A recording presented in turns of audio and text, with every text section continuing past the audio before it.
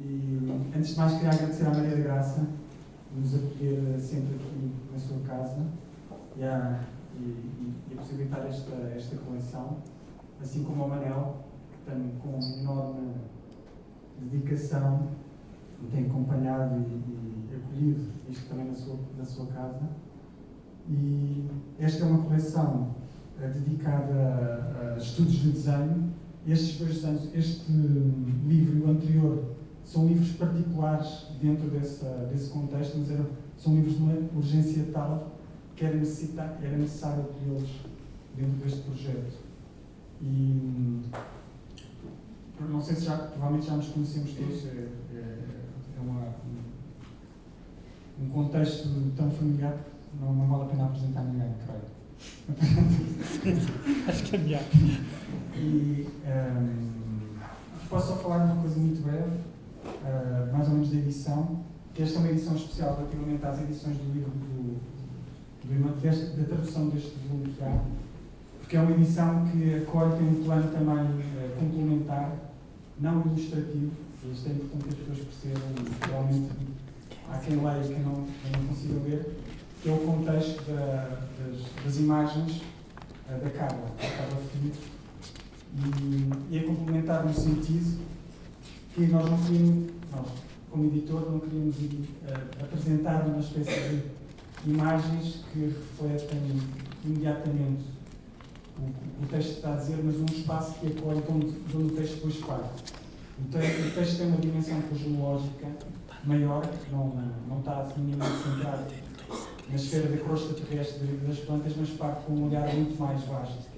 Quase que nos apresenta esta coisa de nos fazer sentir hoje uma percepção que é óbvia, mas que a maior parte das pessoas não a tem, porque estão centrados nesta pequena camada frágil que é a crosta terrestre, que não nos apercebemos que não há diferença entre o céu e a terra. E nós temos sempre habituados a pensar essa diferença, é quase, somos geocêntricos e estamos habituados a pensar esta separação. E o que o EMANUELE faz no seu trabalho é isso, é restituir-nos esta dimensão que nós somos seres astrais, nós estamos, a Terra é um astro que está no céu, por isso este lugar onde nós estamos agora é o céu. Não há diferença entre o céu e a terra. E põe-nos dentro desse contexto. E não digo mais nada, passo agora a apresento. Apresento. Ok, apresento-vos. Se calhar não conhecem, este é o Jorge Leandro Rosa, que é o tradutor, que fez um trabalho absolutamente extraordinário, um filósofo português. Temos ali o António, que toda a gente conhece, que é mais mediático e mais no bom sentido. E a Carla, que acabei de falar do trabalho. Sim, só mais para dizer mais uma coisa mais particular relativamente ao trabalho da Carla, essa dimensão complementar neste trabalho é que o trabalho da Carla é quase como se fosse a primeira aproximação que nós nos apercebemos que as plantas estão totalmente presentes na nossa existência, no cotidiano, e que até comem o nosso espaço, invadem-nos, tanto nos dão respiração e atmosfera, oxigênio, como ao mesmo tempo também vão-nos devorando. E o livro tem esse primeiro plano, que depois pode acolher o trabalho do EMANUELE que vem a seguir. Muito obrigado a todos, e aqui partimos então para o... Ok. So, thank you all for coming. First of all, desculpa, não falo português, entendo, não falo. So I will speak in English. Second, perhaps excuses the fact that I prepared the text, but Pedro asked me to speak freely, so I will improvise. Yeah, in a much more informal way, so I will tell a couple of things. I have to speak just 15 minutes and then give the space to the discussion. So I will tell a couple of stories about how the book, or why I wrote the book, and what is the main content, or which are the main theses of the book. And I will speak in English if it's not a problem for you. So first of all, perhaps just a brief introduction, introduction about how the book actually why I wrote the book. There is actually a strictly biographical reason. Actually, I have a totally crazy mother, a very nice and sympathetic one, but totally crazy, who in a sort of unconscious feministic gesture sent my sister, my elder sister, to the elite school, the Liceo Classico it is called, where the school where you are supposed to study ancient Greek and Latin in order to become one of the part of the cultural and economical and political elite of the country. And she sent me and my brother, my twin brother, to technical schools, because she meant actually we were not supposed to do university, and so and it was a good strategy, because I became a university professor in order to, in a way, to show my mother that yes, I can do university studies. But she sent us to this kind of technical school where me and my brother, where we were supposed to learn a practical job. And I finished in this kind of extremely strange school in the middle of nowhere, on the countryside, in the middle of Italy, in order to become a farmer. Actually, I was supposed to become a farmer, so my life was actually an infinite succession, a series of a betrayal of a destiny. In a way, I was destined to become a farmer, and then I became a university professor for philosophy. I was destined to become a professor for theology, history of philosophy, and then I started to write books about plants. So there is but then I arrived in this kind of extremely strange to me landscape, because at that time there was no fashion or ecology and plants and agriculture were not at all fashionable themes. At the contrary, when I was saying to friends or to people, I'm this kind of school, that was sort of sociological exile, and not to speak about that to women. It was really an act to put an end to every kind of relationship, and so it was an extremely shock for me, but it was also the first encounter with a form of life which is since centuries, in a way, neglected by culture, by and public discourse, and a form of life, the form of life of plants, that in a way, which in a way also we tend to, in a way to not to consider life at all, and what was important to me is, what was so formative to me, is the fact that in a way the first encounter with culture did coincide with the encounter with plants, in a way, and the first form of structural knowledge that I had to learn was a knowledge about plants. So that was to me extremely important, and I wrote the book in a way 20 years later, this first encounter, because after the school I decided to study, to go to the university, and to commit the first betrayal of my mother, and then to study philosophy and so on. But I kept, in a way, reading texts about science, about biology, about plants. And at a certain moment, I decided that I had to put together these two parts of my life that didn't communicate, at least in the public forum or in the public space. And that's the reason why I wrote actually the book. And I had the chance or or perhaps not the chance at all, that the book came out at the same time when everybody, at least in Europe, discovered that plants are wonderful beings, and it was also a new form of shock to in a way to witness the fact that for 20 years to know the name of plants, to love plants, was the sign of being gay or being stupid, being nerd, etc.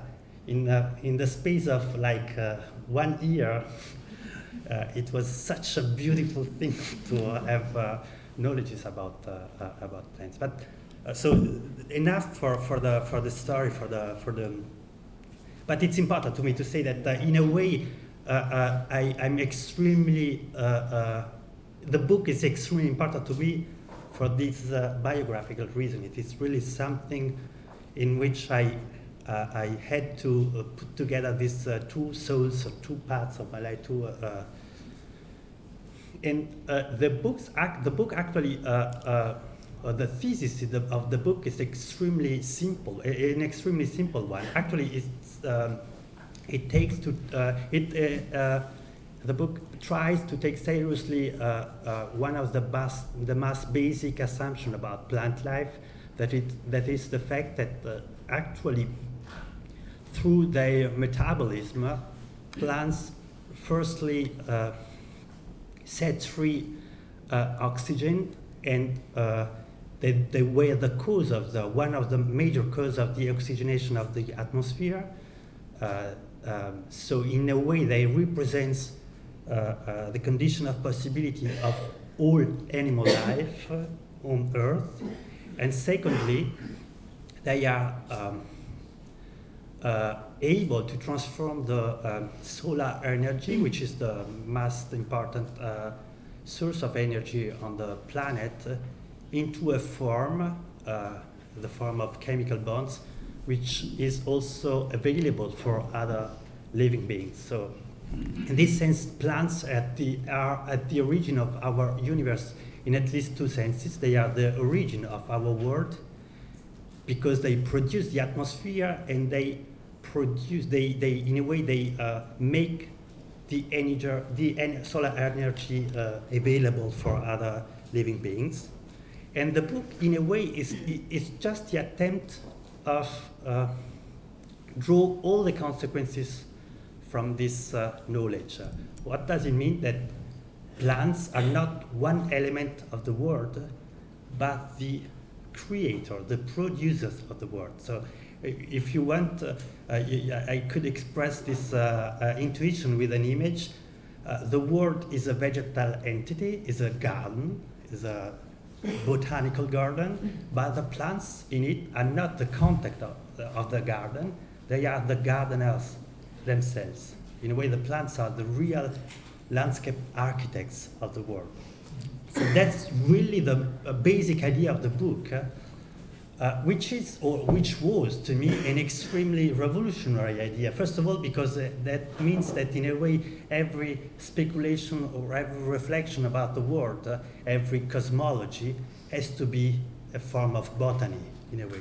Or conversely, this kind of intuition means that every time that you are seeing, that you are looking at a plant, you're not just you are not just seeing an element of the world, but the very beginning of our world. In a way, you are seeing a sort of repetition of the initial Big Bang, at least for us humans. So it's, and the book tries in this way, in this sense, to draw or to take seriously this thesis in a way. It is a sort of cosmology which coincides with botany, in the sense that I'm trying to describe that the book is divided in three parts, following the parts of the body of a plant, so, or the main parts of the body of a plant, so the leaf, the roots, and the flower, and the idea is that every time that I'm describing one of these parts, for instance, there's a chapter on the leaf, I'm describing both a part of the body of the plant and a metaphysical structure of the universe. So, because, as I said, the idea of the book is that the plants are not just an element of the world, they are the origin, the beginning, the major cosmogonical force in the world. So, and so for the root, and so for the flower. So, these are, in a way, the major themes or the major ideas of the book. And for those 3 chapters, I tried to, for instance, in order to give you an idea, in the part of about the leaf, I firstly described or tried to describe what is a leaf for a plant. You know that the leaf, since actually is recognized as the major organ, or it's not really an organ, but it's the major expression of the vegetal life. It's the most important expression of the vegetal life because it is within the leaf that the photosynthesis takes place. And it is also a major witness of the strangeness or the peculiarity of the life of the plants because, for instance, unlike animals, which from the very beginning of the first moments of the embryological process had to develop a sort of three-dimensional body where the internal spaces are much more important than the external ones.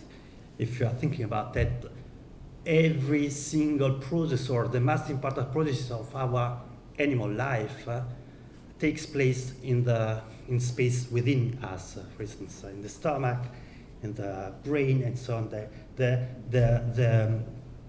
The animal body is a body that has to produce volumes. The vegetal body, the body of our plants, is on the contrary a body that has to produce surfaces. Actually, if you're looking at the plants, it's a structure, also from a design, from the point of view of a designer, in a way, a plant has to reproduce it, to multiply surfaces. And in a way, if you see, for instance, a field of, I don't know, wet, you can multiply the surface of this field for like 130, and the task of every single plant is to multiply surfaces because he had to catch the sunlight. So from the one hand, you have this. You can describe the structure of the body, of the anatomical body of a plant. But since as I said, the leaf is also the place where the photosynthesis takes place. That is the condition of possibility of our breathing. I try to describe, for instance, in this chapter, what does it mean to breathe, actually? What does it mean? The fact that actually before speaking, before thinking, before eating, before sleeping, or not before, behind perhaps, or at the ground of all these activities, everybody of us has to breathe.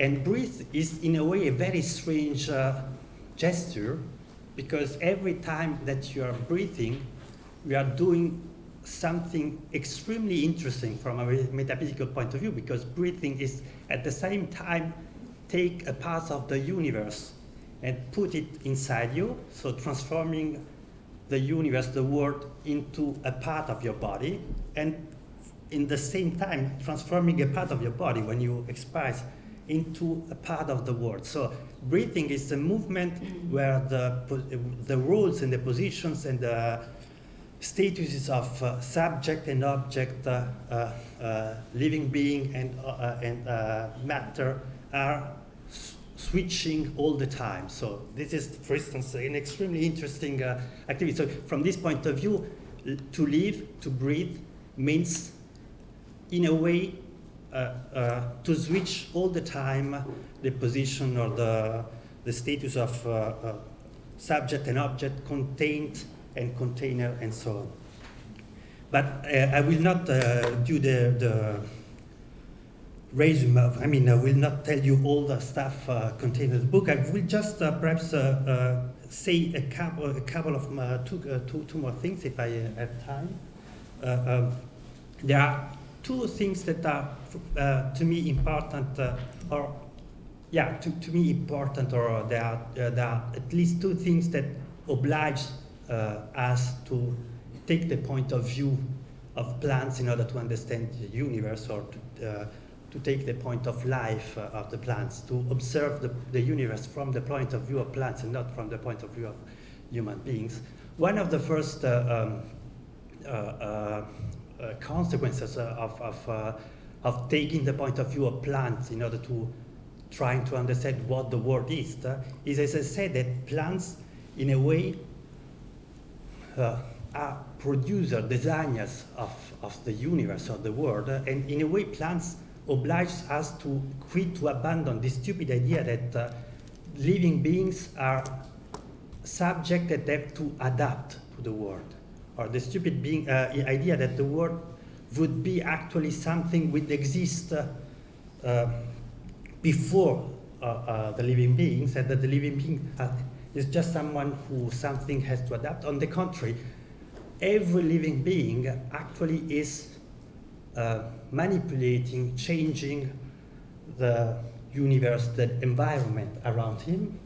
And this is an extremely interesting idea. First of all, it rejects, or it obliges us to reject all the common idea about environment. Environment is not something that we have to respect, because in a way, every living being is not respecting its own environment. Every living being, it's manipulating, it's changing irreparably its environment.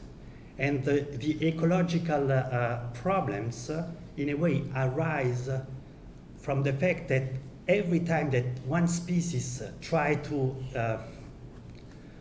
transform the environment following its form and likeness, is also transforming the environment of other living beings.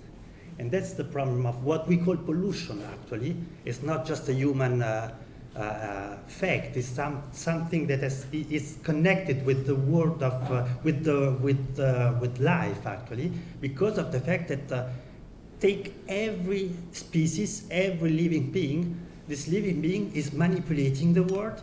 And since there is just one word for every species, so every species is designing also the world where other species are living. And conversely, every species is living necessarily in a way, in a world which was designed by other species and for other species. So in a way, there is what we call a natural environment. It's just this kind of very strange space of constant negotiation of the condition of possibilities of the life of every species. And the second, perhaps just a final remark, because Pedro spoke about that. One of the main points of the book is that plants reminds us that we kept being, in a way,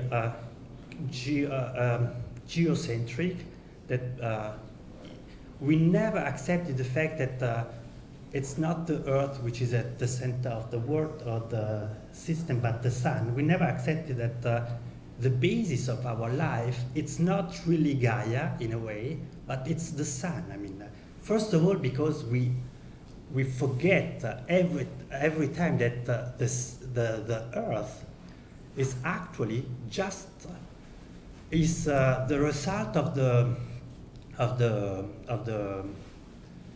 do you say refroidissement, freezing, the freezing of material coming from the sun. So we are just a frozen star. The Earth is a sort of frozen sun, and everything on the Earth is a sort of colder star than the sun. We are made of sun dust in a way, firstly, and secondly, everything that takes place on Earth actually is possible just because of this capacity of plants, not just of plants, also of cyanobacteria, but of this capacity of inseminating sunlight into the mineral flesh of Gaia. So in a way, everything is moving on Earth is moving just because of the energy of the sun that the plants achieved or managed to take in or to insufflate in the body of Gaia. So, and that's extremely, that was an extremely important theme, for instance, in the Russian botany of the end of the 19th century, because they used to say, for instance, that from this point of view, plants are the real mediator between the sun and the earth. They are they are this kind of very strange beings that put or that transform the surface of the earth into a sort of stock of sunlight. But it's also interesting because if you are looking, for instance, at nutrition from this point of view, of the simple, if you're looking at the simple act of eating, actually, when we are looking that from the point of view of plants, we can realize that every time that we are eating something, we are just searching for this kind of sunlight that we don't manage to catch directly by our skin in a way, and that eating in nature is just this very strange commerce of sunlight from one species to another, from one body to another. So this is, food is this kind of economy of light that makes the earth a very special place. So I will perhaps stop here and open the discussion. Thank you so much.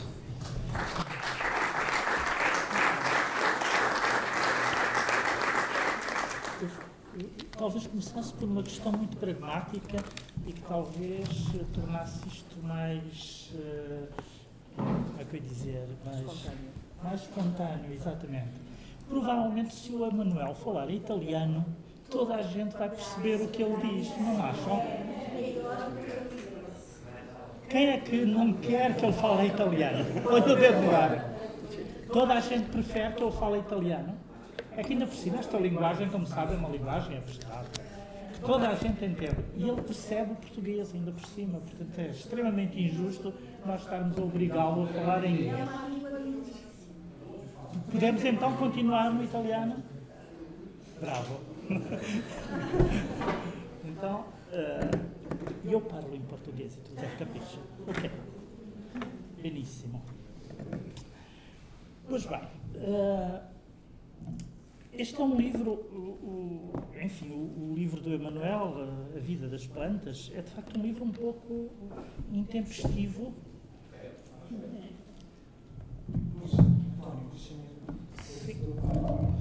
Estava eu a dizer que é um livro um pouco intempestivo, surpreendente, sobretudo no momento em que as questões ecológicas estão no ar com grande intensidade, e, enfim, é uma preocupação que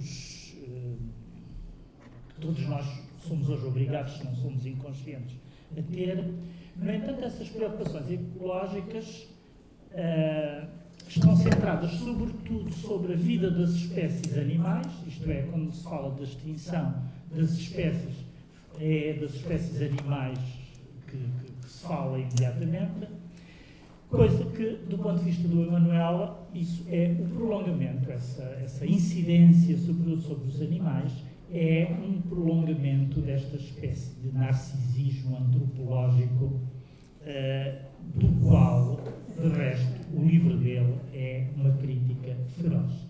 E, na verdade, quando nós o lemos, somos obrigados a pensar numa série de questões que têm a ver com este narcisismo antropológico e com o que é que significa exatamente o especismo e a crítica do especismo, quando, na verdade, a questão das plantas fica um pouco ausente, ou tem andado um pouco ausente de todo este debate. Ora, é precisamente sobre esta questão que eu gostaria que o Emanuele começasse por intervir na sua língua. Vuoi che mi massacrano subito? Dunque ci sono due idee legate un po' alla critica dello specismo o la critica della critica dello specismo. Cioè, in primo luogo il fatto che in fondo tutto il dibattito sull'etica animale o sugli animali è di fatto una proiezione oggettiva del dibattito o una proiezione oggettiva di tutti quei diritti che sono stati riconosciuti o che erano riconosciuti agli uomini e che ora vengono, come dire, riconosciuti agli animali, anche perché una volta che Darwin ha dimostrato che l'uomo è un animale, quindi il processo è logico di dire l'uomo è un animale, quindi tutti gli animali godono degli stessi o devono godere degli stessi diritti di cui godono le piante e non c'è quindi un vero superamento di una prospettiva antropologica, anche perché il fondamento per cui per esempio non sarebbe giusto mangiare animali è sempre un fondamento o è sempre un argomento per cui si riconosce agli animali delle qualità che avremmo noi. Quindi e questo faccio una premessa per evitare di essere massacrato da voi, come dire, ognuno ha il diritto di mangiare o non mangiare quello che vuole e la riduzione del consumo di carne è assolutamente necessaria per la sopravvivenza del pianeta per ragioni anche molto più banali di appunto riduzione di emissioni di anidride carbonica. Quindi non sto dicendo che non bisogna cercare di smettere di mangiare carne, sto interrogandomi sulla maniera in cui questi argomenti vengono, questo invito viene fondato filosoficamente. Quindi questo è un primo elemento. Il secondo elemento è che il riconoscimento di uno statuto morale degli animali si fa ancora una volta a scapito di un insieme infinito di specie che sono per esempio le piante o i batteri o i virus o i funghi a cui non viene riconosciuto lo statuto di soggetto perché non pensano, non soffrono, eccetera. Ora il problema è che la scienza, cioè la botanica negli ultimi 20 anni ha dimostrato in maniera irreversibile, come dire, inconfutabile, che le piante pensano, che c'è una forma di intelligenza vegetale non legata al cervello, non legata al possesso di un sistema nervoso, che le piante soffrono, nel senso che sono capaci di reagire se uno le attacca, soffrono, non urlano, non si muovono perché non possono farlo, ma reagiscono secondo le loro... E quindi, come dire, c'è un problema anche di questo tipo, che il dibattito specista in fondo riconosce lo statuto di specie solo appunto ad alcune specie senza interrogarsi o senza quindi il problema di questo dibattito è che quando si è antispecisti solo per gli animali non si è costretti a cambiare il nostro modo di pensare, mentre invece una volta che si pensa le piante pensano o le piante soffrono, non è solo una questione morale di dobbiamo evitare di far soffrire le piante, il problema è dire o riconoscere che le piante pensano, per esempio, significa dare tutta un'altra definizione di pensiero, perché se le piante pensano, allora tutto quello che dice la neurobiologia, tutto quello che riconduce il pensiero all'esistenza di un cervello, cade. E dire che le piante pensano significa, per esempio, capire che non è che c'è un legame speciale tra cervello e pensiero, è che abbiamo per secoli chiesto di sapere o di dirci, ci siamo chiesti che cos'è o che cosa significa pensare sempre davanti a uomini o a piante o a animali, e quindi necessariamente abbiamo ricondotto la presenza di pensiero alla presenza di cervello, proprio perché non abbiamo mai chiesto davanti a una quercia di dire, non ci siamo mai chiesti davanti a una quercia, o non abbiamo mai chiesto a una quercia dimmi che cosa significa pensare per te, e invece farlo, come è stato fatto oggi, come è stato fatto negli ultimi 20 anni da scienziati tipo Mancuso, ci costringe a riconoscere che per pensare non è necessario un cervello, e che il pensiero non ha nulla a che fare con un fatto organico così specifico, con il fatto di parlare, con il fatto di muoversi, che è qualcosa che per esempio può esprimersi nella forma che un vivente dà al proprio corpo o ad altre cose. E poi il terzo elemento per cui appunto nel libro avanzo una critica al dibattito sullo specismo, e in fondo anche a tutto il dibattito sull'etica vegetariana, qui mi faccio massacrare, è che il problema appunto il consumo di carne deve essere ridotto, la pesca industriale è un crimine, però non bisogna mai dimenticare, però la stragrande maggioranza del dibattito sull'etica vegetariana è una strana forma di farisaismo, perché in qualche modo l'idea è io non mangio i veri esseri viventi che sentono, soffrono, pensano, mangio il resto perché il resto non sente, non soffre, non pensa, materia un po' vive ma chissà, e a parte è falso, perché appunto le piante sentono, vivono, soffrono, quindi comunque come dire,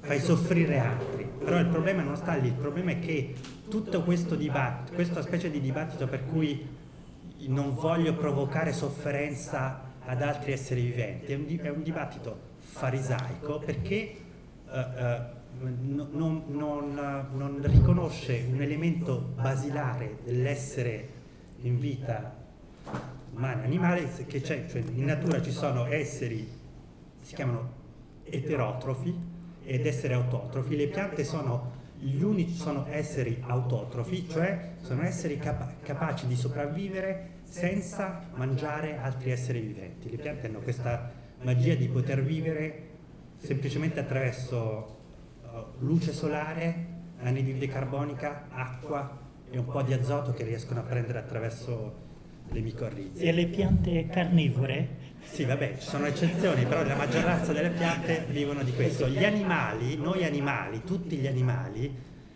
dobbiamo per vivere consumare vita altrui. Questa è una cosa da cui non potremo mai, noi viviamo sempre della vita che altri viventi hanno costruito. Come dire, e da un certo punto di vista ogni atto alimentare è un sacrificio, come dire. Noi sacrifichiamo la vita altrui per rendere possibile la nostra vita. Però ed è di fronte a questa verità che il vegetariano dice no, io mangio solo i non viventi o i viventi a metà o quelli però questa qui invece è solo una falsa verità, perché in realtà è vero che ogni atto alimentare è in qualche modo una forma di sacrificio di un altro vivente, però c'è anche un'altra parte, cioè che la magia dell'alimentazione, ma la magia della vita, uno potrebbe dire il miracolo della vita, è che la vita che dà vita a un pollo, a una mucca, a un cavolfiore, a non so cosa, a un pomodoro, è una vita in qualche modo talmente indifferente che può dar vita al pomodoro, al pollo, però anche all'uomo che lo mangia. In qualche modo c'è questa cosa stranissime. Questo è il miracolo dell'alimentazione, che noi mangiando non abbiamo bisogno di energia, perché cioè, se avessimo bisogno solo di energia basterebbe mettere una mano sulla presa elettrica e saremmo tutti. No, abbiamo bisogno di vita e però la vita che ci anima tutti è una vita capace di dar vita a moltissime specie, in qualche modo, a tutte le specie, cioè che in qualche modo la vita circola di specie in specie, di corpo in corpo, di specie in specie, di individuo in individuo, e mangiando noi non sacrifichiamo solo la vita del pollo, ma facciamo reincarnare il pollo in noi o ci reincarniamo nella carne del pollo, eccetera. Insomma, l'ho presa lunga, però questa è la domanda più difficile che potevi fare all'inizio. Sim, sim. O Jorge, que traduziu este livro, e o Jorge, ocupando-se sobretudo de filosofia, terá certamente alguma coisa a dizer sobre este estranho livro de filosofia, digamos assim, porque de facto ele trata de um objeto que geralmente está ausente do ponto de vista enquanto objeto de uma disciplina, enfim, não é uma disciplina, mas enquanto objeto dessa forma de pensamento a que nós chamamos filosofia. Bom, eu já tive a oportunidade de escrever sobre isto, sobre o percurso dos últimos 3 livros do EMANUELE, e muito resumidamente, digamos que um deles está centrado na imagem, um outro está centrado na mercadoria e, finalmente, este está centrado nas plantas. Na verdade, o que é interessante é que qualquer um destes 3 livros, com uma particular força, julgo eu, neste terceiro livro, o EMANUELE sai dos limites disciplinares. E aqui o duplo sentido da palavra disciplina, não só como processo, como método, mas também como uma prisão. Ele sai dos limites disciplinares daquilo que em filosofia se fala da tradição ontológica, da definição do ser. Depois de Heidegger, de alguma forma, e o próprio Heidegger o disse, a ontologia esgotou-se. A ontologia ocidental esgotou-se, a definição do ser atingiu, digamos assim, os seus limites dentro da linguagem que vem dos gregos, dentro da linguagem que vem da tradição cristã, atingiu os seus limites e, portanto, o que nós temos da Universidade 2, nos estudos de filosofia, é uma espécie de repetição, de comentário, de glosa, enfim, da própria história da filosofia. Este regresso constante à história da filosofia, que parece não ter as virtualidades que o Heidegger nessa altura esperou, um salto, não é? A possibilidade de darmos um salto para uma outra fase de pensamento. Ora, o que eu acho extremamente interessante, e julgo que não tem sido suficientemente referido, é que o epílogo deste livro é um epílogo sobre a cultura e sobre a filosofia, sobre a situação da filosofia, por exemplo, hoje. E isso parece-me exemplar deste percurso que o EMANUELE fez através da estranheza destes 3 tipos de seres: imagens, mercadorias e plantas. Há uma estranheza nestes seres, a partir do momento em que nós saímos de uma espécie de discurso construído metafisicamente, saímos digamos assim, da grade de aço da nossa discursividade e começamos a olhar para eles a partir de outros pontos de vista, ou tentando até dissolver de alguma forma a questão do ponto de vista, tentando reinventar ou repensar a própria questão da racionalidade. E isso é extremamente interessante porque o EMANUELE, na verdade, o epílogo do seu livro é sobre estas questões. E eu ainda não te ouvi falar, nestas circunstâncias, sobre a necessidade que tu tiveste de alguma forma, questionar um contexto cultural, até diria eu um contexto político, uma espécie de, digamos, especialização de espírito corporativo da universidade, não é? Que parece instalado e, no fundo, o teu apelo à indisciplina. À indisciplina também nos estudos filosóficos. Queres dizer alguma coisa sobre isto? Sì, credo che in realtà, anche se uno non vuole essere indisciplinato come sono io, c'è qualcosa che dovrebbe, c'è qualcosa che mi ha sempre colpito. Lo racconto con un aneddoto io insegno in un'università a Parigi che si chiama École d'études sociale, di cui una delle sedi è l'antico, cioè come dire, se uno va lì, Boulevard Paixão 105 a Parigi, la placca, il cartello indica ancora il Dipartimento di Zoologia.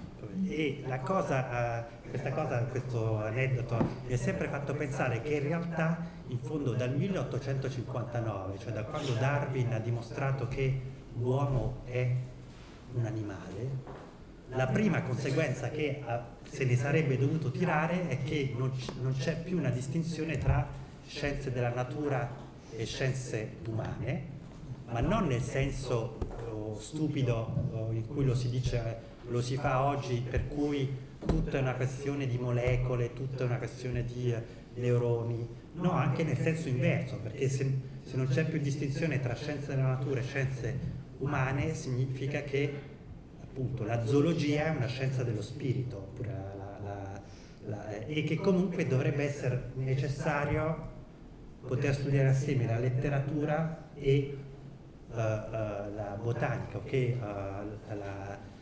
La botanica dovrebbe essere una parte delle scienze umane al tempo stesso in cui la letteratura è forse una parte della zoologia, o della filosofia è una parte della zoologia. E in qualche modo, quindi, al di là dal mio spirito indisciplinato, dall'incapacità di non tradire i destini, c'è una strana contraddizione nel fatto che siamo tutti darwiniani e siamo i primi a dire che le scienze umane sono qualcosa di diverso dalla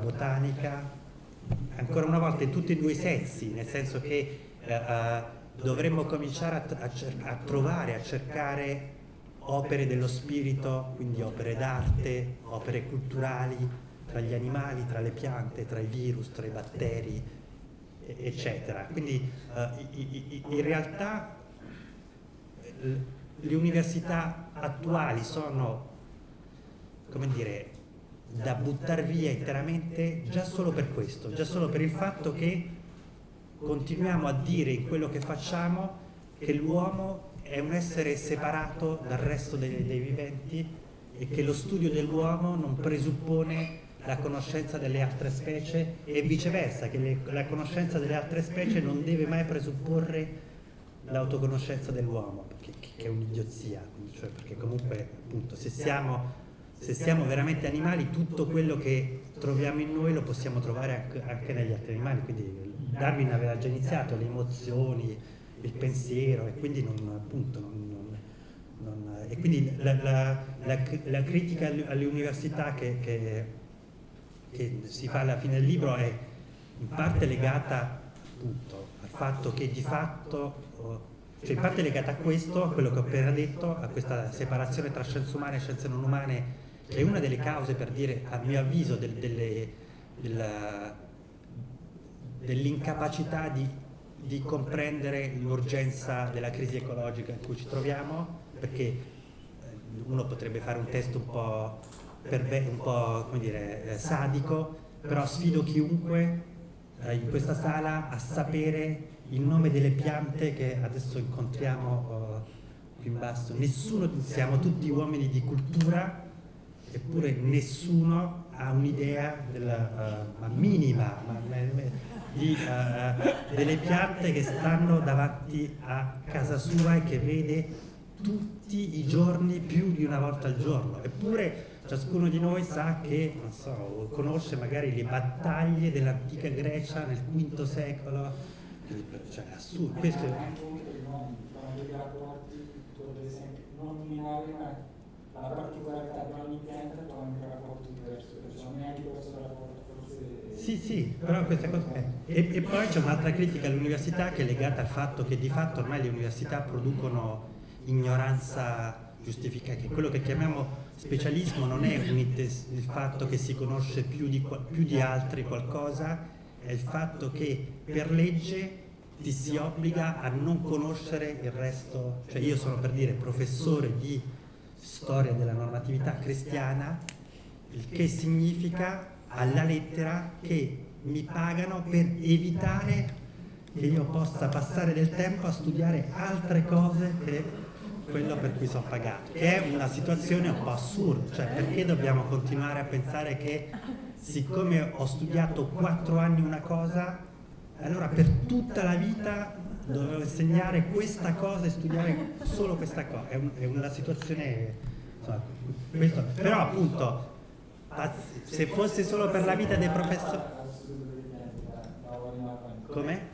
Adesso si appunto, infatti, no, adesso c'è questa cosa per cui sono mister pianta no, però pazienza per la vita dei professori, perché però il problema è che in realtà questa ignoranza relativa produce poi catastrofi, perché catastrofi ecologiche, perché appunto la mancanza di sensibilità ecologica è anche un sintomo di ignoranza, e catastrofi culturali, perché, per dire, questa non comunicazione tra scienze umane e scienze della natura produce dei, appunto, e questa è per esempio il fatto che ciascuno di noi sa benissimo chi ha esposto oggi o l'altro ieri al padiglion lituaniano della Biennale di Venezia, però appunto in pochissimi sanno che le piante pensano, che è stato dimostrato 20 anni fa, e questa cosa qui appunto produce dei problemi appunto maggiori e quindi e via dicendo, perché poi per restare alle piante, perché siamo qui per parlare di piante, comunque questa, vabbè, questo è un altro discorso, però eu só queria acrescentar que me parece que este epílogo que o Emanuel esteve agora a referir, evidentemente penso que está ligado ao corpo do texto do livro. Quer dizer, a tua reflexão sobre as plantas é também uma reflexão sobre a estrutura do conhecimento. Portanto, esta ideia de que há na vida dos elementos, na vida material destes seres, há, evidentemente, uma morfologia do conhecimento. E isso parece-me vital para também justificar porque é que o teu livro termina com estas questões. E esta ideia de uma arborescência poética, eu chamaria poética, a arborescência do conhecimento que o Emanuele de alguma forma desenha neste livro. Parece-me que nós podíamos reverter um bocadinho aqui o percurso do Emanuele, porque ele pega no universo das plantas, no universo botânico, e então a minha pergunta seria: em que medida é que nós somos também plantas? Parece-me que esta é uma pergunta que deve ser colocada diante do livro. Em que medida ou em que medidas é que nós somos ou temos algo de plantas? Eu penso que tu não queres aqui estabelecer propriamente uma fronteira definitiva. Como muitos saberão aqui, estas questões das fronteiras entre os seres, entre as categorias de seres, é uma questão hoje vital no pensamento. Lembro, por exemplo, de um filósofo sociólogo, uma curiosa figura de Bruno Latour, que neste momento tem posto a questão em termos de deslocação de fronteiras entre seres animados e inanimados, seres humanos não humanos, na crise ecológica, na crise climática, todas estas deslocações estão hoje a ser operadas, estão a acontecer. Ora, como eu tinha começado por dizer, não é bem esse o percurso do EMANUELE. Portanto, o EMANUELE não está a fazer um trabalho de relações constitucionais entre seres, não está a fazer um trabalho de estabelecimento de linhas, de fronteira, está a fazer um trabalho, de alguma forma, daquilo que pode ser a irradiação cultural, política, porque não, política, social de certas categorias de seres que estão entre nós. E tu dizias isso sobre as mercadorias, exatamente. As mercadorias estão entre nós estamos com elas constantemente e, no entanto, não temos um discurso. Ou se temos discurso sobre as mercadorias, é um discurso profundamente estereotipado. Ora, o facto é que, por exemplo, voltando à questão das plantas, a mesma cultura ocidental tem tido momentos que tentou integrar as plantas no discurso cultural. E já aqui evocaste Goethe, que é um momento importante, mas não só Goethe, enfim, a geração do romantismo alemão, as várias gerações do romantismo alemão, tiveram esta questão muito presente. Outras culturas que não a cultura ocidental, de alguma forma, tentaram também, muitas vezes usaram metáforas botânicas para os processos, eu diria, religiosos. Estou-me a lembrar, por exemplo, do taoísmo e dos sábios taoístas, a quem le fout remonte à la tête, como se diz em francês, quer dizer, o esperma sobe à cabeça, porque o sábio taoísta é um sábio que tem uma cabeça muito grande. E o que é que está na cabeça? Está o sêmen. O sêmen está concentrado na cabeça. Isto é um aspecto que o EMANUELE sublinha muito na terceira parte do livro. Por exemplo, aqui o Pedro já falou da dimensão astral, da dimensão solar, mas não esquecer que há também uma dimensão ctónica, importante no livro, e que há uma dimensão sexual. E o livro termina, felizmente, com a sexualidade das plantas, termina com as flores, com a flor. Parece-me um belíssimo encerramento dessa parte, antes do epílogo, eu diria, político do livro, parece-me um belíssimo encerramento, termina com a sexualidade, com uma sexualidade, obviamente, muito diferente daquela a que nós estamos habituados no Ocidente, mas eu lembraria que há tradições, por exemplo, a tradição tântrica na Índia, o taoísmo, etc., que tentaram, de alguma forma, aproximar-se desta reversibilidade dos corpos, desta possibilidade por exemplo,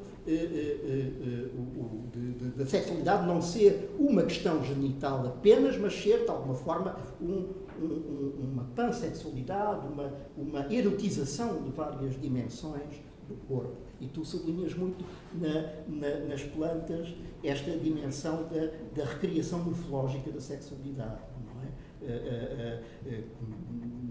Como se nós, por exemplo, a certa altura pudéssemos transformar uma parte do nosso corpo em órgão sexual, que não aquelas que estão organicamente previstas para tal. Gostava que também falasse um pouco sobre este aspecto, porque acho que é belíssimo no livro.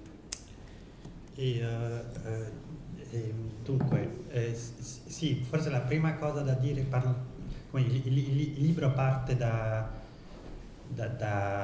un'affermazione di uno scienziato, di un botanico, di un naturalista tedesco, allievo di Schelling, che ha scritto una volta che i fiori sono per gli animali quello che è il cervello per le piante. I fiori sono per le piante quello che è il cervello per gli animali, e che quindi il fiore è la razionalità vegetale nella sua forma più grande, e che quindi razionalità e sessualità coincidono perché appunto il fiore è un organo sessuale. E per riprendere quello che diceva Jorge, la cosa più interessante in realtà, o la prima cosa da dire di dei fiori, è che i fiori non sono a propriamente parlare organi, innanzitutto sono parti sessuali, quindi ogni volta che regalate un fiore a qualcuno è come se gli regalaste, non so, l'organo sessuale di un gatto o di un cane. C'è sempre questa cosa un po' strana che facciamo finta che non è fare lo stesso gesto, è come se prendete il pene di una vacca e lo date a qualcuno e quello è regalato. Quindi c'è questo strano, però la cosa bella in realtà questa è una barzelletta che racconta spesso Francis Allais, che è il più grande botanico francese. Però la cosa invece interessante, la prima cosa interessante che i fiori ci fanno pensare è che il fiore non è un organo, è un'associazione di organi modificati per espletare poi appunto la funzione sessuale. Ed è come Giorgia l'ha detto, è come se a un certo punto prima di poter fare sesso dovessimo trasformare la parte di una gamba o il naso in organo sessuale. Quindi c'è questo aspetto per cui le piante a fiori devono costruire il proprio organo sessuale prima di ogni primavera, lo costruiscono e poi lo fanno cadere. Quindi è come se come se ciascuno di noi dovesse ogni volta costruirsi il pene e la vagina, far sesso e poi lo butti via. E questo aspetto stupendo già di per sé, però dice per esempio una cosa molto importante della caratteristica della vita vegetale, che è il fatto che la separa profondamente dalla vita animale, almeno nelle forme più ovvie, che è il fatto che la vita vegetale per delle ragioni anatomiche, cioè per il fatto che per il primato del tessuto che si chiama meristematico, che è un tessuto che conserva la totipotenza embrionale, che è il tessuto che sta sulle apici è un corpo, il corpo vegetale è un corpo che non può smettere mai di crescere. In fondo un animale, noi arriviamo a una certa grandezza e poi ci riproduciamo e poi manteniamo quella grandezza. Prendete un albero, non smette mai di crescere, come dire. Quindi la vita vegetale è un corpo che è costantemente in atto di rimodellare se stesso, è un essere per cui l'essere coincide col design, con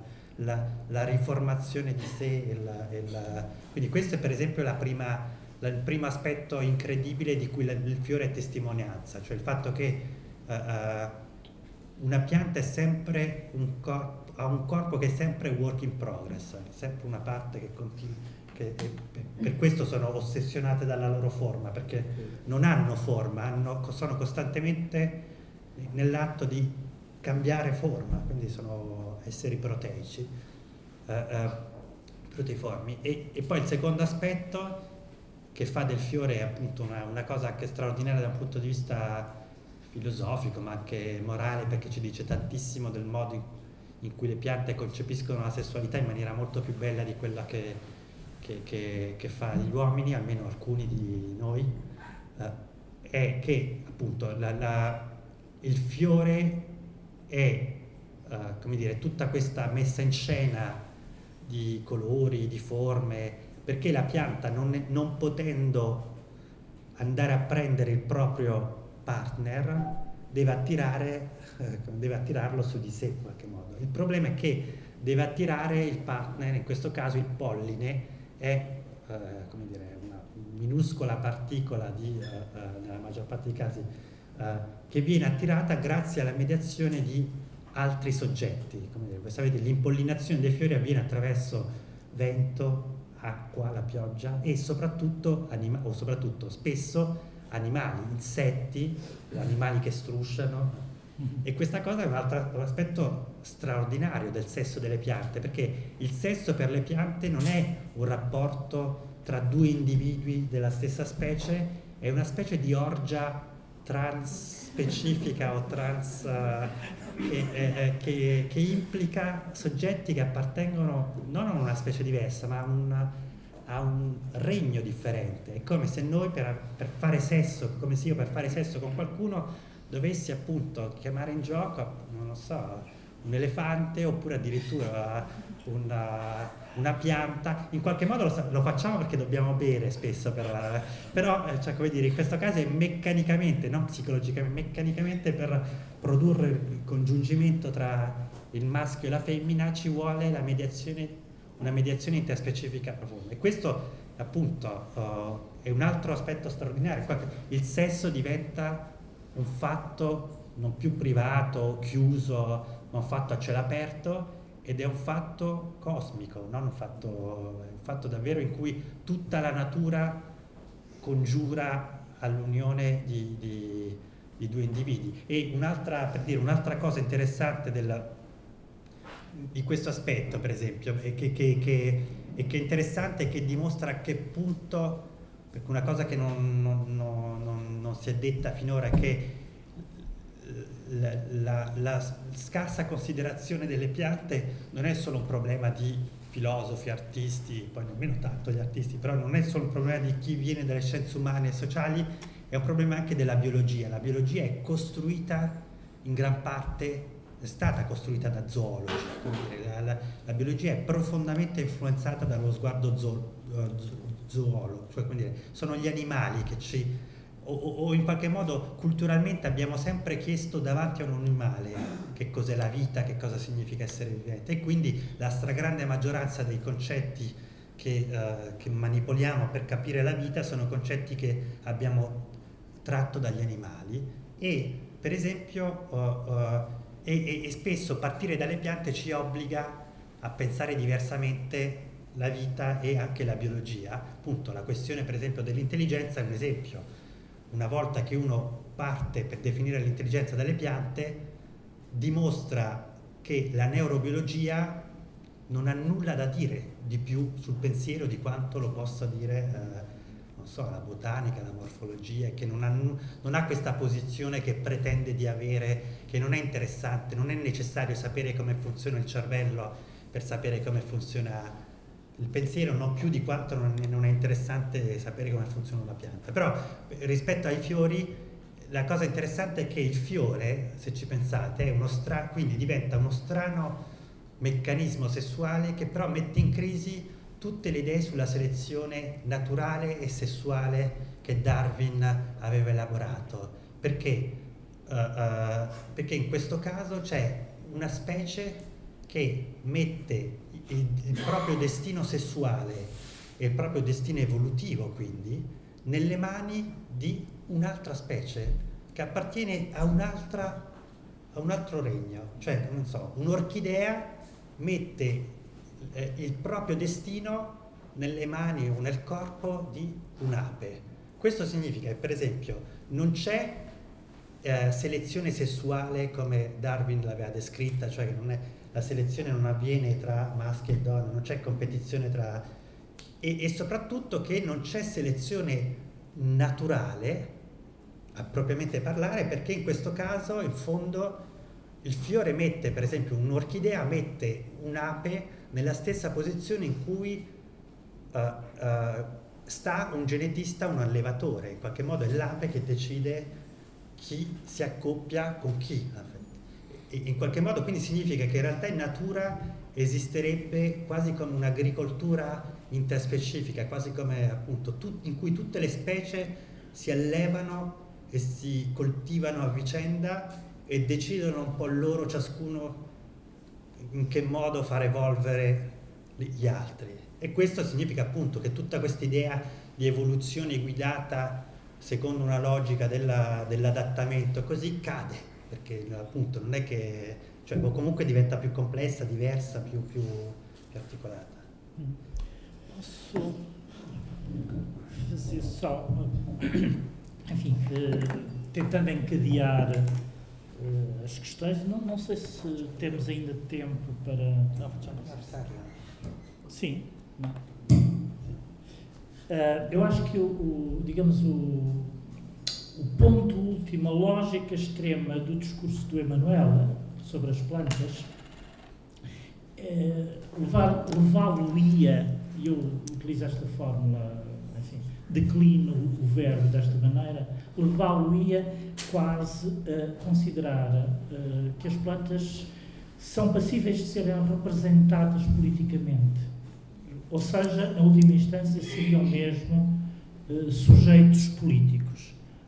Estou a exagerar ou não? No, ma tutti sono soggetti politici, poi il problema è capire come costruire. No, sono un soggetto politico, culturale, assolutamente, ma lo sono in fondo anche se non lo pensiamo, nel senso che di fatto definiscono la nostra politica molto di più di quello che pensiamo, definiscono il nostro stare assieme molto più di quello che pensiamo. Il problema è che, per dire, in fondo, uno potrebbe dire quello che Antonio ha detto, provando a immaginare appunto strutture di rappresentanza politica come Latour ha cercato di farlo, per cui bisognerebbe leggere. Però il problema del fatto posso ridire quello che tu hai detto, provate a immaginare il fatto che, appunto, perché essere soggetto politico significa che qualcuno è soggetto attivo in città.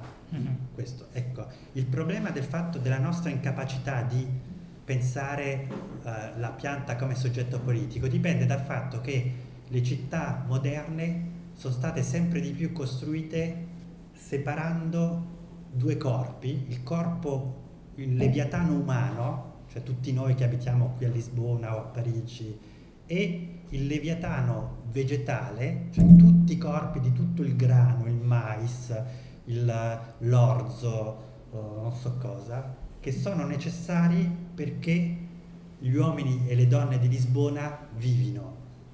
In fondo, e l'abbiamo separato spazialmente, cioè abbiamo costruito la città da una parte dove esistono solo animali e solo animali umani, con qualche gatto, cane, topo e qualche pianta che sta lì come se un po' spaurita, e poi appunto degli spazi in cui esistono solo piante e pochissimi animali, qualche uomo, e invece però politicamente questi due corpi sono inseparabili. È impossibile pensare Lisbona o Parigi senza pensare la quantità di territorio occupato che appunto il mais, l'orzo, il grano, non so, tutte le piante, le fragole devono occupare per poter far vivere. Quindi in questo senso, ovvio, le piante sono soggetti politici, nel senso che appunto sono parte del corpo della città, una parte immediata del nostro corpo, sono parte del leviatano, di quello che è il mito politico. No, evidentemente, eu falava aqui. Não sei, Carla, não sei se queres dizer Eu alguma coisa. aqui para descrever já foi. Não, no sentido que a Carla trabalhou sobre as hortas urbanas. Olha, sim. e graças por pedir para eu falar em italiano, que não estou a apanhar quase nada. Em inglês apanhava melhor. Mas pronto, mas ouço o ritmo. Mas por acaso esta parte de sujeito político não estou a perceber. Porque a planta não pensa como nós. Só para esclarecer, evidentemente a resposta do Emanuele à minha pergunta foi extremamente pertinente, porque a minha pergunta provavelmente foi mal formulada. Isto é, uma das consequências deste animal turn a que assistimos nos últimos anos consiste precisamente no reconhecimento aos animais de um estatuto político-jurídico, digamos assim. E eu, no fundo, estava a insinuar, ou a sugerir, que o discurso do Emanuele, correspondendo de alguma maneira a uma plant turn também, implicaria o reconhecimento às plantas desse estatuto jurídico ou político que nós começamos a reconhecer hoje aos animais. Era um pouco o sentido da minha pergunta. Eu posso responder um bocadinho. Porque essa relação de sujeito político, tudo parte do ser humano. Nós não sabemos como é que a planta fala. Talvez se ela falasse aprendíamos muito. Estamos sempre com a pretensão sobre. E quando a terra fala, nós não gostamos. porque a Terra precisa de tremer, de haver um tremor de terra, e quando existe nós detestamos. Que horror, morreu não sei quanta gente porque a Terra falou. E em relação à parte política de vegetais, eu trabalho muito com hortas, e a escolha de ervas daninhas ou de um cato, em certas sociedades há preconceito, um preconceito enorme.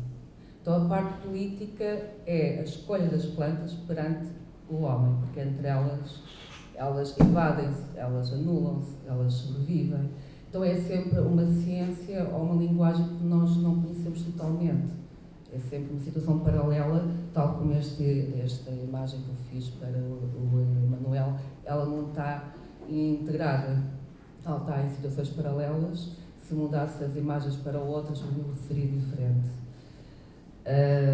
E, portanto, eu concordo muito com alguns pensamentos do Manuel e da equipe. Can I just ask you, how did you work actually in order to produce this parallel? A sequência foi feita com o Pedro. Sorry? Sim. A ordem foi feita com o Pedro e a escolha foi feita com ele, porque é imagens de anos e anos. E é sempre uma relação com o urbano, que eu não gosto muito da parte de arte e ecologia, não concordo.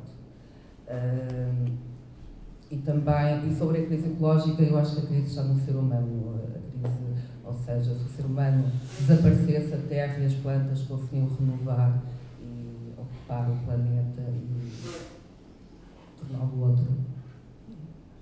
E a sexualidade, sobre as plantas, lembrei-me que o homem só está interessado no macho e na fêmea da erva, não é? Ele sabe qual é o macho e a fêmea que não pode fecundar. Portanto, eu lembrei. A transgressão das plantas.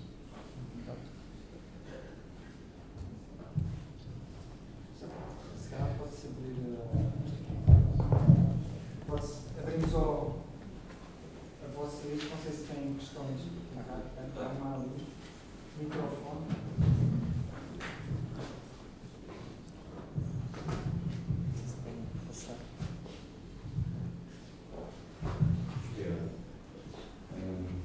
Sou Eduardo. Obrigado pela oportunidade de poder estar aqui por este livro e por poder falar do Manuel. E obrigado, Manuel, pelo teu discurso. E fico muito contente de conhecer, de te ouvir e de sentir que aquilo que tu, ainda não li o livro, mas aquilo que falaste, que concordo plenamente e sinto, pela minha experiência diferente da tua, tenho a mesma sensação, ou de certa forma, visão do que é o mundo, ou mas, para mim, assim, acho que a questão vital, que não é nova, do estado onde nós estamos, do lugar onde estamos neste momento, tem a ver com aquilo que sempre foi uma questão grande, que é a morte, ou que é o inferno, de alguma forma. E ao ponto acho eu, na minha opinião, é essa distância com essa relação do que é morte, ou vivência do que é morte, ou saber, ou tentar entender. Acho que nós estamos distantes ao ponto de estarmos aqui e ao ponto de termos de ter um livro para nos lembrar dessas coisas todas, de alguma forma, acho eu. Porque senão não teríamos medo de pensar que sermos omnívoros é ok, não é? Temos medo de matar, não é? E na verdade acho que é uma falta de informação ou de conhecimento de que algo morre para dar vida, não é? É uma transformação, é um ciclo, e cada um dos seres, humanos, plantas, animais, a meu ver, são iguais, então temos aqui, de certa forma, para algo semelhante, não é? Para utilizar, para crescer, mas com códigos, ou formas, ou cores, ou cheiros que são totalmente diferentes. Mas que precisamos desse conjunto, ou de certa forma este planeta foi desenhado para precisarmos, ou para uma harmonia, para que tudo tenha a gerar. Não é? E E a minha questão coloca-se com esta. Qual é o problema que nós temos, acho eu, neste momento, na nossa sociedade, ou seja, nos seres humanos, com essa relação que é a morte.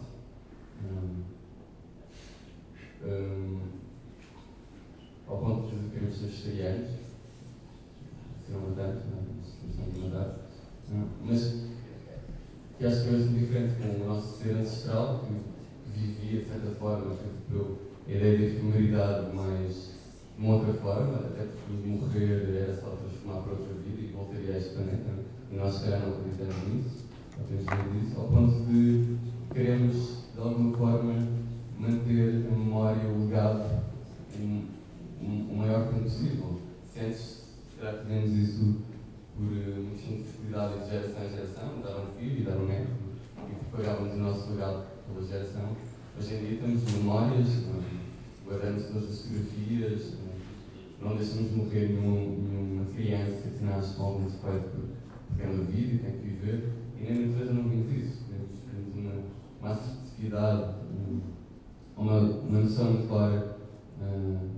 A morte faz parte da vida.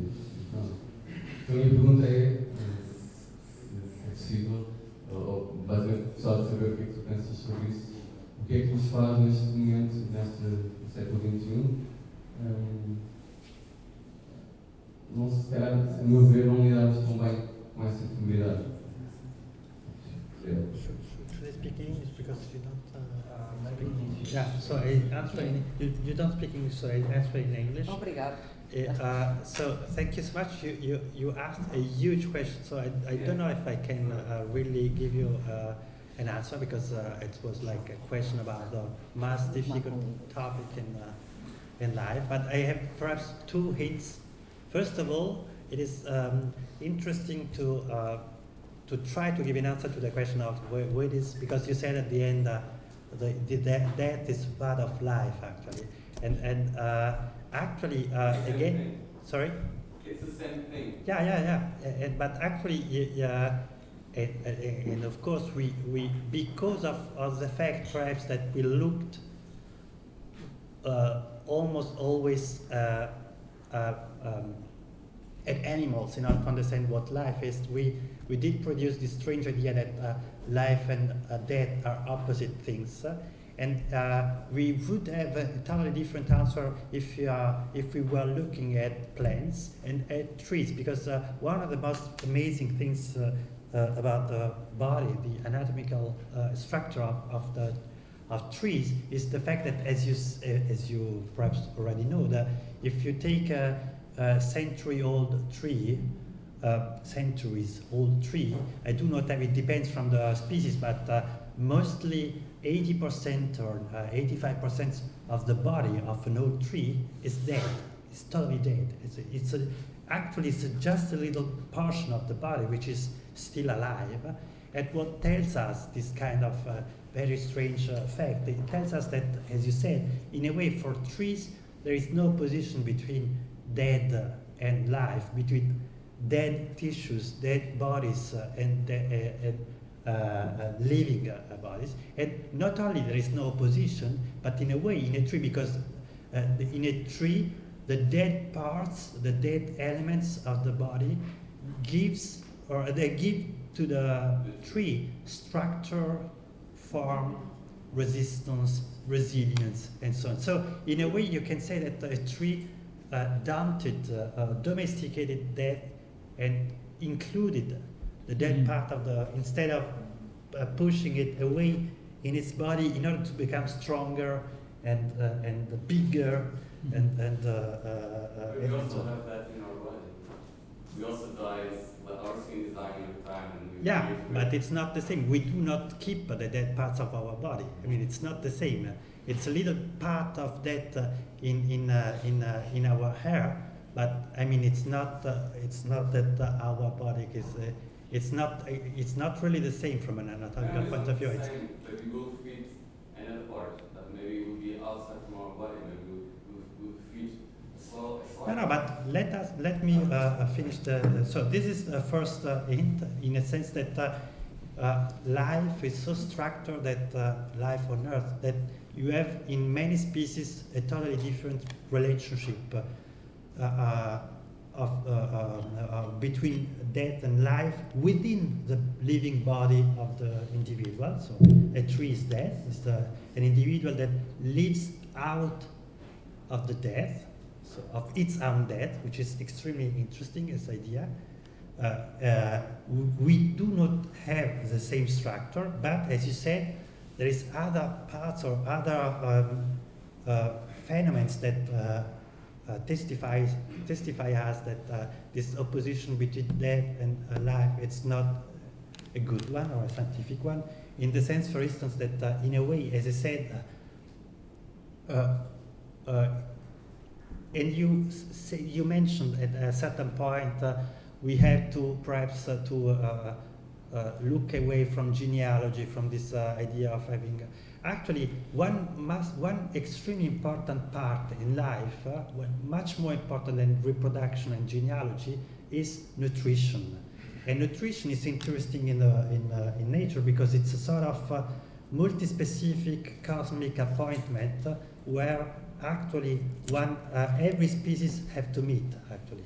Much more than in the sense that of otherwise sense of companion species. Actually, during alimentation, every species have to meet, and through death, one species take the body of other species or reincarnate in other species. In both senses, in the sense that when I'm eating a chicken, I'm taking the body of a chicken. I have to, in a way, reincarnate myself in the body of the chicken, but also conversely, the chicken can live again in me. So in this sense, there is this circulation of life which is stronger than death in a way, and we experience it every day, 3 times in a day. The fact that actually life is never really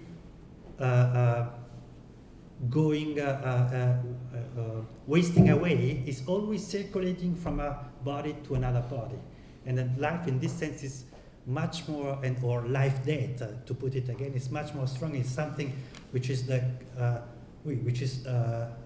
a way really circulating, transmigrating from body to body, from species to species. There are other cultures that have explored these they're called cosmologies. Yeah. It would take 2 hours in order to develop that. But for instance, that was a problem that was arose by an extremely interesting eco-activist and ecologist coming from Australia called Val Plumwood. And she used to be an anthropologist, and she had an extremely violent accident in her life. She was attacked by a crocodile, and actually, instead of thinking like everybody of us, shit, I will die, she thought at that very moment where the crocodile tried to or attacked her, she thought, oh, it's really strange, and it can't be true because it's impossible that a man becomes food for animals. And he spent the rest of the life of her life thinking about this very strange reaction, and she wrote a lot of texts about this idea and this prejudice about the fact that we cannot become food for animals. And her thesis or her hypothesis is the fact that our ecological crisis is based exactly on this resistance to consider us as food for others, because in this sense, if you accept that even our body is not something personal, but it's something that will be the part of the life of something others, then it's easier to overcome this opposition. And another, perhaps the last one, hints in order to answer to your question and in a way to take up your suggestion. There is an extremely interesting passage in the work in the book of one of the father of the land ethic, of the ecological ethic in America, Aldo Leopold, perhaps you know. And he wrote, and actually he published, or one year after her death, was published a book called A Sen Country Almanac, and it is a collection of texts extremely interesting. Among them there is the foundation text of what we call today land ethics, so the ethic toward earth and land and so on. But there is another text within this collection which is called Odyssey, and it is a rewriting of Homer's Odyssey, but from the point of view of an atom. Actually, it's a diptych of the life of an atom in a space where men did not come in, and the other one is the description of the life of an atom where men did transform the environment, but that's not important. What is important is the fact that the life of this atom is described as the cycle of reincarnation of the atom, which was at one time it was a part of a rock, and then a part of the grass, and then a part of a cow, and then a part of a man, and so on and so on. And there is a very, very beautiful ending. The ending is you have to live fast and die often, which is extremely beautiful as a moral message. You do not have to fear death. You just have to die a lot of times and very quickly. And but the idea is exactly that. In a way, the idea is in a very strong one, in the sense that if you want, it is much stronger the respect that you can earn or that you can have toward non-human beings if you are thinking that they represent, in a way, the archive of your past and future lives, than if you are just thinking they are different species, they are different beings, and I have to respect them. In a way, the most powerful instrument in order to think we really have to respect plants, animals, viruses, and bacteria is not to think, they are sacred elements, individual species, and we have not to eat them. No, just to think we were this kind of beings and we will be this kind of beings, so we can eat them, there is no problem, but we have to treat them good, or we have to know when we are eating them that we are exactly the same substance or the same word in a way. Okay, there's space for one more question. You know? Não sei. Dá no microfone, senão. Pois faz-se assim que já estamos muito para lá dos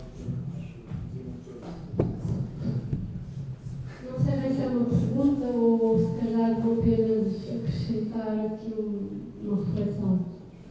Há um texto da tradição hermética de um filósofo chamado Philosophe Inconnu, do início do século, sobre os 22 arcanos do tarot, em que no arcano da morte, e isto também é para o Duarte, se diz uma coisa muito bonita que eu memorizei, que é o seguinte: o esquecimento reduz o homem à condição animal, o sono reduz o homem à condição vegetal e a morte reduz o homem à condição mineral.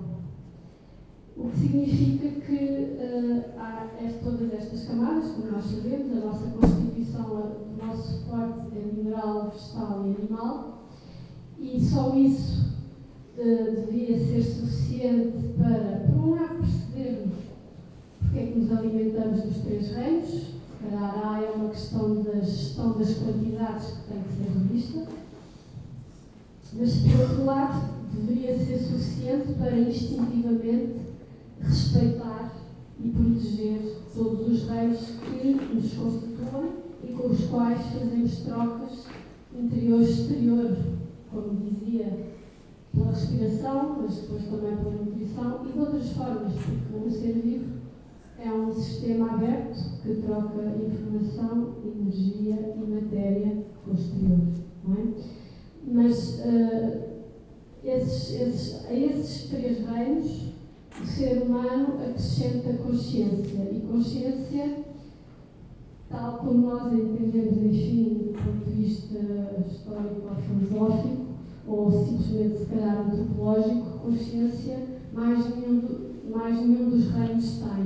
Portanto, eu percebo quando diz que há uma inteligência das plantas, e de facto há, até porque as árvores, por exemplo, ligam o céu e a terra de uma forma que o homem já se esqueceu de como é que se faz e devia aprender com elas. Mas dizer que as plantas têm uma inteligência, que os animais têm uma inteligência, que se calhar os próprios minerais, os átomos minerais na sua aparente, que é tudo, mas que nós sabemos que são movimento e vazio, também têm, dizer que têm uma inteligência diferente de dizer que pensam. Porque pensar ou organizar consciência é, de facto, qualquer coisa que é específica só do humano. Eu não li ainda o seu livro, penso, pelo que sei, pelo que ouvi de pessoas que já leram, acredito que seja, que introduza uma dimensão extraordinária nessa generosidade para com os outros reinos que é necessário trazer à compreensão também do próprio humano. Ainda não li, penso que tem essa importância toda, mas queria só fazer esta ressalva do pensamento e da consciência que se acrescentam em nós àquilo que é mineral, vegetal e animal como suporte, mas isso é o suporte e depois há os restos. Posso só questionar? É muito rápido. Posso? Meu nome é Ricardo. Would you like to speak in English or you... It's the same. É muito rápido, mas estava a ouvir, obrigado pela apresentação, não li em outro texto, mas, e agora, na continuidade do que o Leonor me estava a dizer, se eu me recordo, já desde dentro da nossa concepção eurocêntrica da coisa, Aristóteles, Platão, os gregos, não é?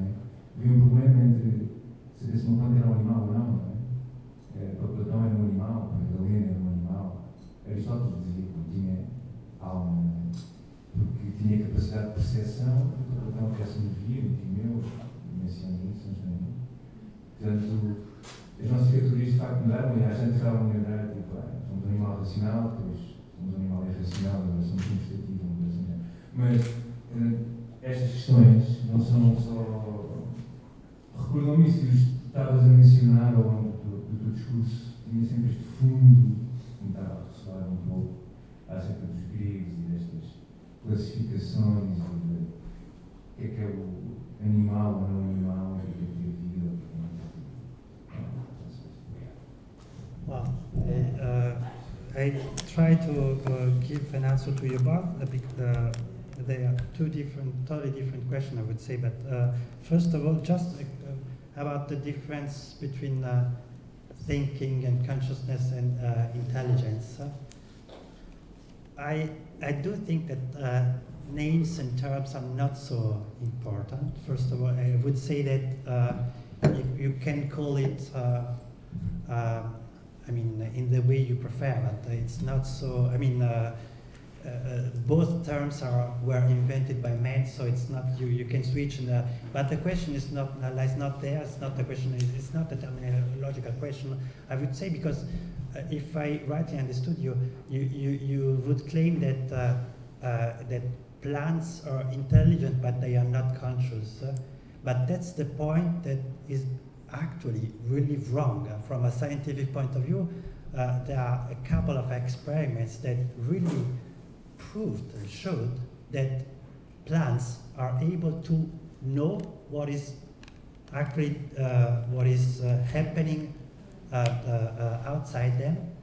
They know exactly what is happening inside them, and they know exactly what is the difference between the internal parts and the external parts. So all of them compose in one, produce what we call consciousness. Consciousness is this capacity of knowing himself or yourself, knowing the world outside yourself, and knowing the difference between, putting a very clear difference between you and the rest of the world. So in this sense, I would say it's extremely difficult to say plants do not have consciousness.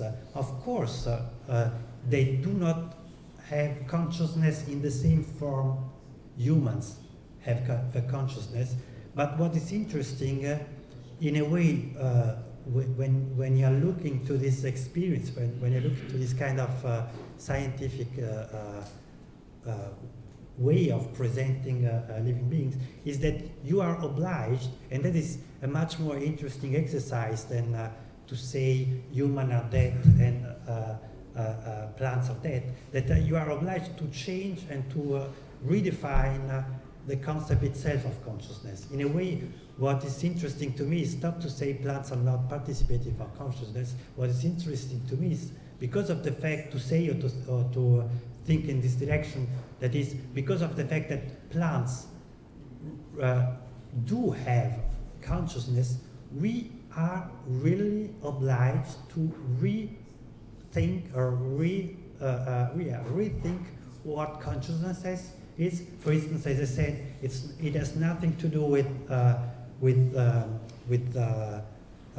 brain or a nervous system, and it is nothing to do also with the presence of sense organs.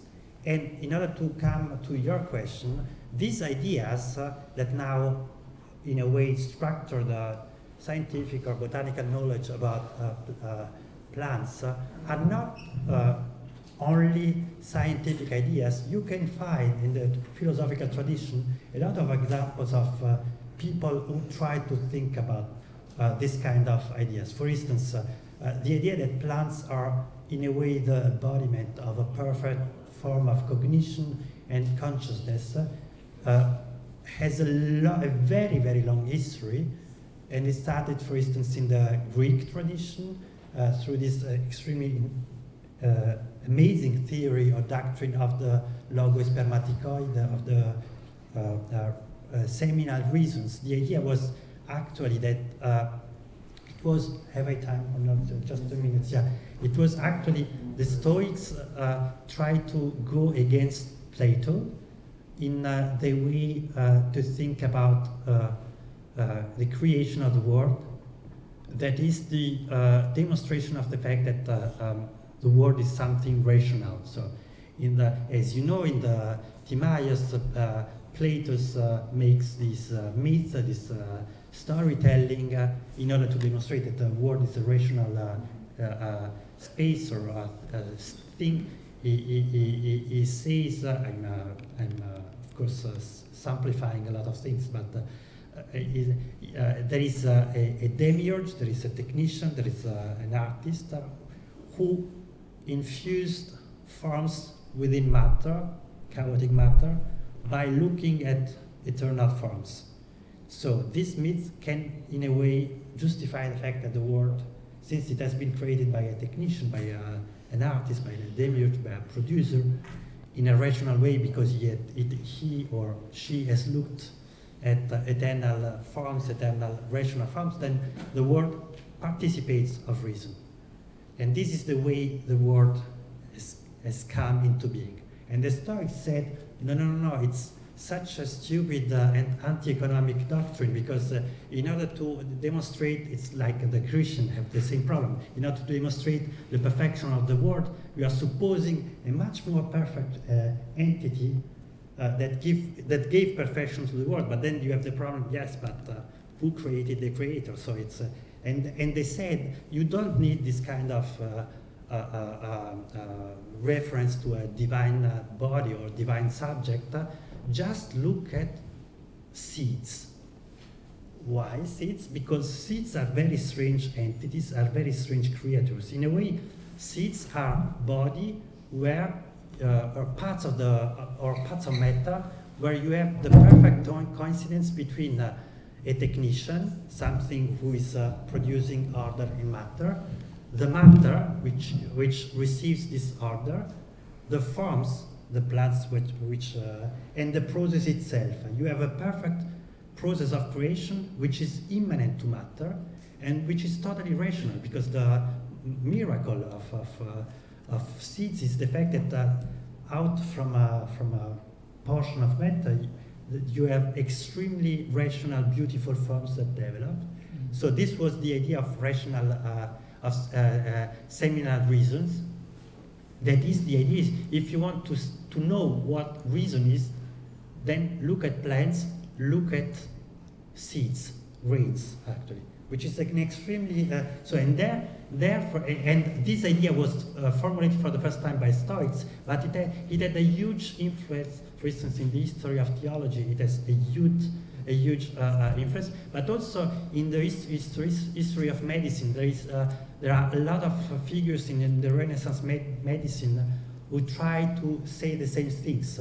Look at the wet and look at the grains. They have a much more precise consciousness than human beings. So I'm not just inventing it is, and this doctrine, for instance, is the doctrine that is at the origin of the genetic, because if you're thinking about that, genetics says exactly the same. They are not seeds, but there are portioning matter in living matter which is able to produce form out of nothing and through themselves in a way. So this is so in this sense what science is nowadays trying to say about plants is not, from the point of view of history of ideas, it's not so new, and it is just the attempt of producing a sort of perfect coincidence between matter and consciousness, between spirit and extension. Of course you can have a lot of objections about this idea, but again, science goes in this direction, and it's interesting, and I think that they have very beautiful arguments. And just the last question about the distinction of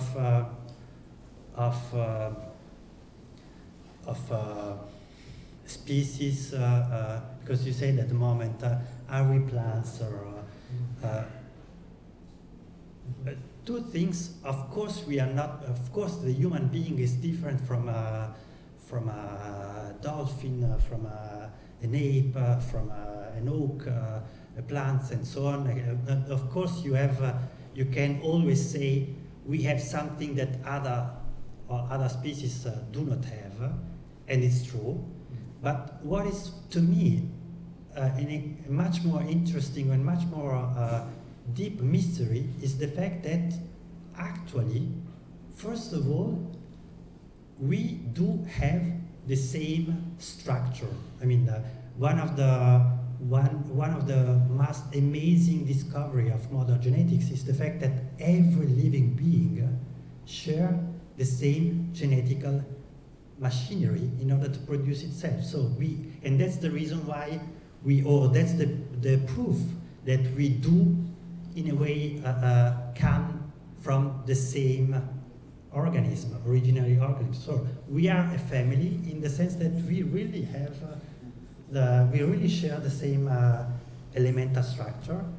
And secondly, about this problem about frontiers, distinction between living beings, actually, we never really accepted one of the most